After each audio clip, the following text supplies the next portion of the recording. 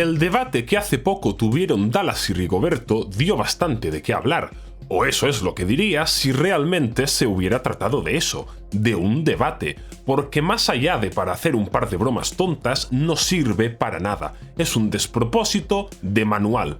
Y no lo digo por los memes de Rigoberto domando a Dallas y humillándolo, porque eso la verdad es que ni siquiera ocurrió. No, tampoco lo digo por defender a Dallas. De hecho, es un individuo que incluso si uno le siguió años atrás antes del 2020, lleva ya bastante tiempo siendo imposible de hacerlo si uno tiene dos dedos de frente. Y he ahí la cuestión, tener dos dedos de frente. Eso es lo que se necesita para ver que ese supuesto debate que tuvieron esos dos nunca fue nada excepto un circo protagonizado esta vez por Rigoberto, cosa que me sorprende al no poner a Dallas en dicho papel.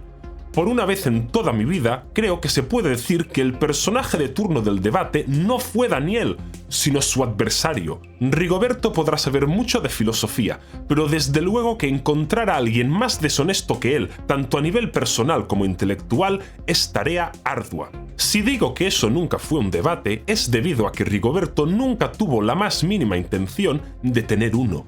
Este joven supo desde el primer momento que su rival, Dallas, no era filósofo, pero aún así aceptó el debate ignorando dicho factor por completo, todo para ponerse a soltar verborrea filosófica poco comprensible para alguien que no se ha pasado años estudiando este campo del conocimiento, lo cual tampoco podría solucionarse con que Dallas se preparara más para el debate precisamente por eso, porque no es algo que se aprenda de verdad en cuestión de un mes. Dicho de otra manera, Rigoberto supo desde el principio que Dallas no podría hacerle frente si se amurallaba detrás de un discurso innecesariamente complicado, el cual a su vez usaría para vestirse a sí mismo de ganador del debate sin siquiera haber debatido nada, porque para un debate se debe dar un intercambio de ideas eficiente para poder rebatir y hablar de lo que sea que se esté hablando, cosa que no se dio en este caso.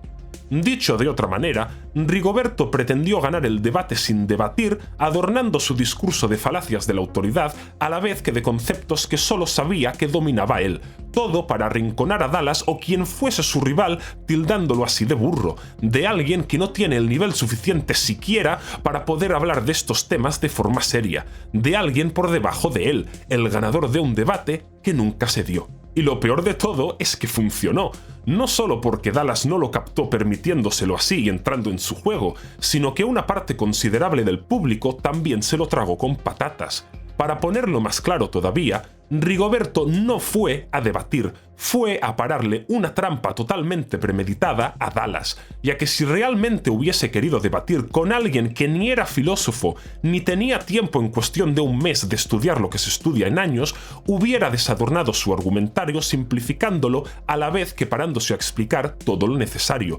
todo sin vacilar ni soltar comentarios irrespetuosos típicos de un niño de 7 años para picar a su oponente todo el maldito rato. Y de la misma manera, si lo que quería era debatir filosóficamente a ese nivel, no habría aceptado a Dallas como rival, sino a otro estudioso de esos campos, cosa que tampoco hizo. No hace falta ser Einstein para percatarse de que esta es una práctica muy deshonesta, ni hablar de si su actitud realmente era la que Dallas dijo que era, pues antes del debate. Véase, pues una mucho más tranquila, amistosa y casual. Cosa que hasta podría haber usado para encima pillarlo desprevenido con la guardia baja, lo cual solo haría que empeorar todavía más si cabe su falta de honestidad personal.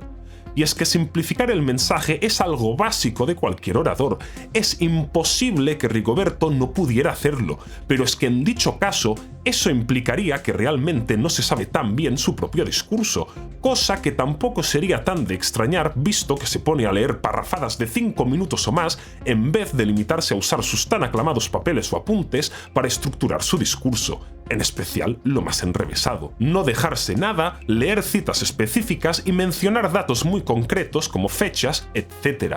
Usar papeles en un debate está bien, pero para sentarse a leer la verdad es que solo se necesita una persona, no a dos. En este sentido, leer tanto es hacer trampa porque es evidente que si uno se imprime lo que va a decir, lo dirá mejor que si lo improvisa extrayendo sus palabras y frases de su conocimiento real en el momento de expresarse. Para debatir así, mejor dedicarse vídeos en YouTube que tener una conversación real en persona, o sea, es que no tiene sentido. Sea como sea, menudo espectáculo. Pero no os vayáis porque todavía nos falta la parte de la deshonestidad intelectual. Este joven se puso a afirmar conceptos como el alma o Dios, planteándolos como si fuera un 2 más 2, esto último literalmente dicho por él mismo. Sí, nadie ha tenido la respuesta definitiva a todo esto desde que el hombre es hombre, ni siquiera todos esos filósofos que él mismo cita constantemente, quienes a su vez representan siglos y siglos de discusión, pero él, don Rigoberto Hidalgo, ha llegado a tal nivel de iluminación en pleno siglo XXI que sí puede afirmarlo como quien dice que el agua moja. Nunca falta el iluminado de turno, sea en el campo que sea. Por ejemplo, hay ese doctor que se hizo famoso, un tal Manuel Sanz Segarra o algo así, que publicó hasta un libro, que también se puso a afirmar el alma y movidas esotéricas varias porque era doctor y sus pacientes le decían cosas. Sea quien sea, estos perfiles siempre parecen poseer un conocimiento que todavía no ha sido asimilado por el resto del mundo, porque es que la verdad es que nada de esto es cosa menor. De ser verdad cualquiera de estas movidas, habrían reventado todos los telediarios de todos los países del mundo, pero por lo que sea, esto no ha sido así en ningún lugar. Ahora bien, otra muestra de falta de honestidad intelectual es eso, lo que, en este caso, Rigoberto nos vende como prueba. Véase cualquier teoría filosófica de su cuerda de pensamiento, porque claro, no vaya a ser que con tantos datos técnicos uno no se percate de que de la misma manera que ha habido filósofos creyentes, también ha habido agnósticos y ateos. Toda esta filosofía que usa como prueba objetiva de sus movidas religiosas no son más que opiniones de pensadores antiguos, opiniones que por muy bien desarrolladas que estén dentro de su propio marco, no dejan de ser lo que son, opiniones que, por supuesto, también han sido criticadas y contraargumentadas por otros pensadores, ya sea de forma directa o en sus propios marcos de pensamiento al contraponerse estos unos con los otros. Ni hablar de los argumentos sobre el aborto, o sea, Rigoberto evidentemente como creyente está totalmente en contra, pero es que incluso si uno se opone a eso, al aborto, debe admitir que los argumentos que da Rigoberto son una auténtica porquería.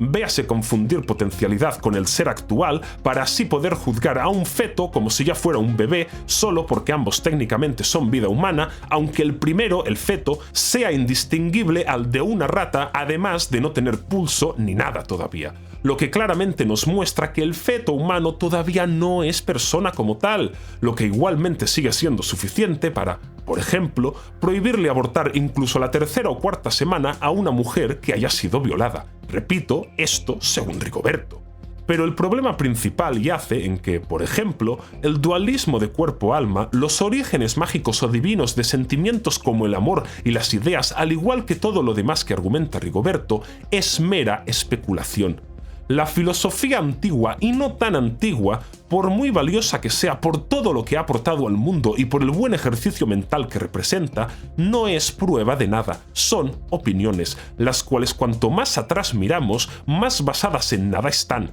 en nada realmente objetivo y científico, es decir, solamente en la lógica del pensador de turno, porque el conocimiento humano de la actualidad no tiene nada que ver con el de hace 500 años, ni hablar con el de hace más de 2000, eso en referencia a Aristóteles, Platón, etc. En corto, cualquier joven actual que haya cursado con éxito los estudios obligatorios de su país tiene más conocimiento general para filosofar de lo que sea que cualquiera de esos pensadores antiguos. Filosofar se debe hacer con las herramientas que uno dispone en su tiempo de vida, siendo que hacerlo en los tiempos que corren ignorando un conocimiento general científico del que todos disponemos es un despropósito. Por ejemplo, es gracias a campos como la neurociencia, campos que ni existían tiempo atrás, que se sabe que no hay indicio real alguno de que un alma exista, sino más bien de que todo está ligado a la realidad material del cerebro, igual que los pensamientos, los sentimientos como productos neuroquímicos, etc. También cabe mencionar la moralidad, algo que los creyentes, como Rigoberto, siempre achacan irremediablemente a un Dios, aclamando que se trata de algo objetivo justo igual que el valor de la vida, en especial la humana, cuando la explicación más simple y lógica a la vez que respaldada por campos como la sociología y antropología es que se trata de un mecanismo de regulación social de la conducta de los individuos que refleja los valores y necesidades de cada comunidad,